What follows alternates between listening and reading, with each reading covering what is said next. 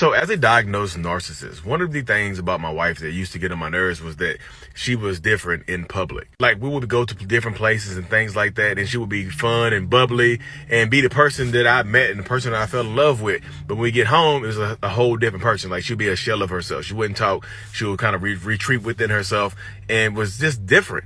I absolutely love this TikTok, and please take a second to listen to my explanation as to why. The man you just saw is Lee, a narcissistic abuse recovery coach and also a diagnosed narcissist and a self-admitted narcissist. So if you're looking for info about narcissism, he knows what he's talking about. But the reason why I love his TikTok so much is because it really displays the lack of empathy that narcissists have. I say it all the time. Narcissists view people as objects. Beyond what you can do for them, they see no value in people. But because they view people as objects, they also don't understand how their abuse affects people. This means that no matter how badly they treat you, it doesn't make sense when you react negatively to it.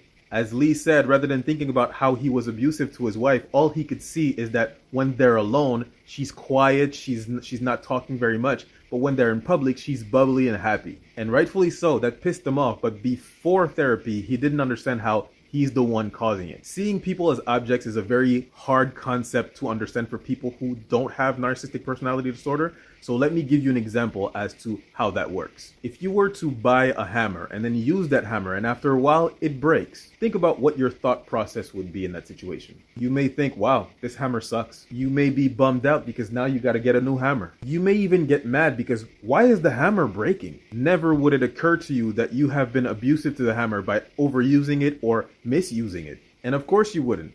It's an object. It doesn't have feelings. Narcissists view people the same way. It's not that your feelings don't matter. Your feelings don't exist. It's not something that they would ever think about. And when you speak up about your feelings, they feel that you should feel a different way, so they don't think you actually feel that way. And if your feelings mattered all that much, they would take it into consideration and change their behavior. Instead, when you bring up your grievances or you pout, you're an inconvenience to them. And this is one of the reasons why narcissists almost never change. The way that they affect you doesn't bother them. What bothers them is how you react to the way that they affect you, which means that in their mind, even though they're abusing you, you're the problem. Boy, am I glad that people like Lee exist to really explain what is going on up there for a narcissist. And of course, I'm happy for his family that he seek therapy. As always, click the like button, follow, subscribe, leave your comments in the comment section. This is the war against narcissism, guys.